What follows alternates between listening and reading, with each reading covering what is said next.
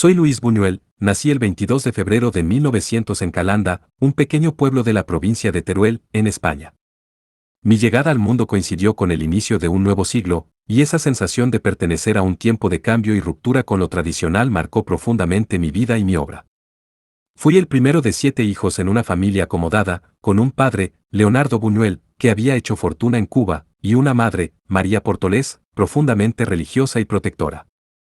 Este entorno contrastante, entre lo burgués y lo devoto, plantó las semillas de las contradicciones que exploraría en mi arte. Mis primeros años los pasé en Calanda, un lugar marcado por sus tradiciones religiosas y su fuerte conexión con el catolicismo. Estas raíces tuvieron una influencia duradera en mi imaginación, pero también me llevaron a cuestionar los valores establecidos.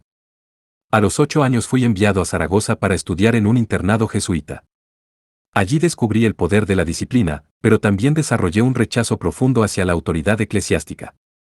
Mis días en el colegio fueron un caldo de cultivo para mi carácter rebelde y mi futura crítica hacia la religión institucionalizada. En 1917, me trasladé a Madrid para continuar mis estudios en la residencia de estudiantes, un lugar que transformó mi vida. Allí conocí a figuras como Federico García Lorca y Salvador Dalí, con quienes compartí una amistad intensa y creativa. Estos años en Madrid fueron fundamentales para mi formación intelectual. Me fascinaban las nuevas corrientes artísticas y literarias, y aunque inicialmente estudié ciencias naturales, pronto descubrí mi verdadera pasión, el arte y la literatura. Mi mente se abría a nuevas ideas, al surrealismo, al dadaísmo, y a una forma de pensar que desafiaba lo convencional. Mi vida tomó un giro decisivo en 1925, cuando me trasladé a París. Allí me sumergí en el movimiento surrealista, un mundo lleno de imaginación y provocación que resonaba con mis inquietudes más profundas. Fue en este ambiente donde encontré mi verdadera voz como artista. Aunque inicialmente trabajé como asistente de dirección en varias producciones cinematográficas, pronto me di cuenta de que el cine era el medio perfecto para expresar mis ideas.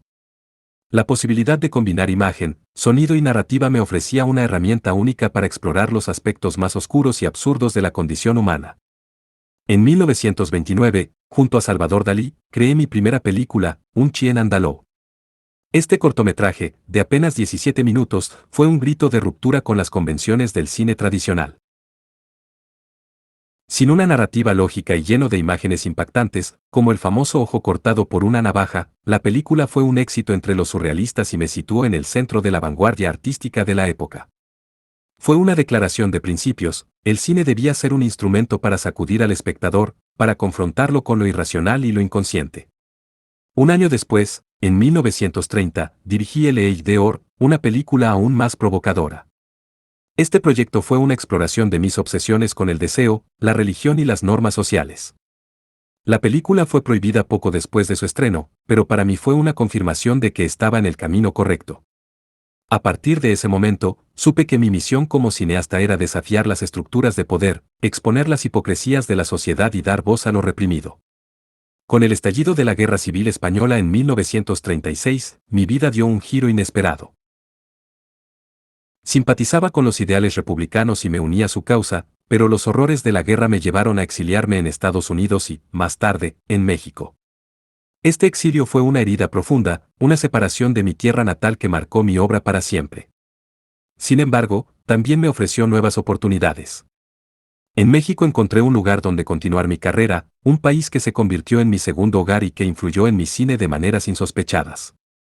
Durante mis años en México, dirigí algunas de mis películas más emblemáticas. Los Olvidados, realizada en 1950, es quizás la más significativa. Este retrato crudo de la pobreza urbana y la violencia juvenil fue inicialmente rechazado por muchos, pero con el tiempo se convirtió en una obra maestra reconocida internacionalmente. Ganó el premio a la mejor dirección en el Festival de Cannes, consolidándome como un cineasta de renombre mundial.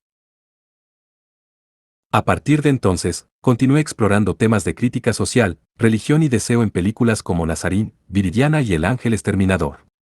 Viridiana, en particular, fue un punto de inflexión en mi carrera. Producida en España en 1961, fue mi regreso al país después de décadas de exilio. La película, una crítica feroz al catolicismo y la hipocresía moral, ganó la Palma de Oro en Cannes, pero fue prohibida en España por el régimen de Franco.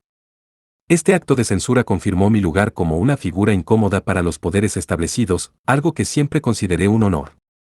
Mi estilo como director siempre estuvo marcado por la provocación, el simbolismo y el humor negro.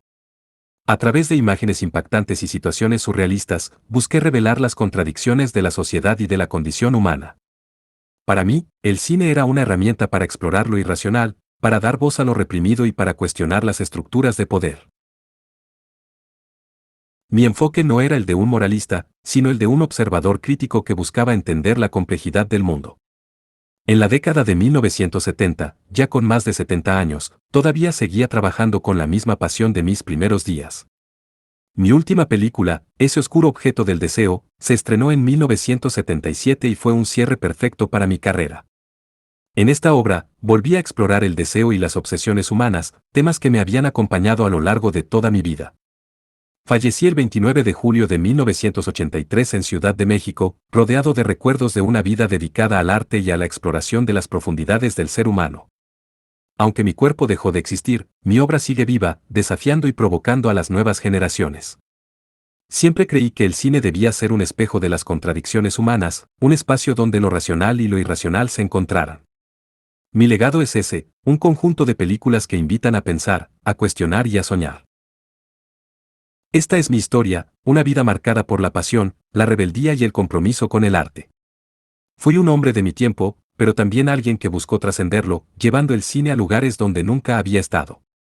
Mi viaje no fue fácil, pero fue profundamente satisfactorio.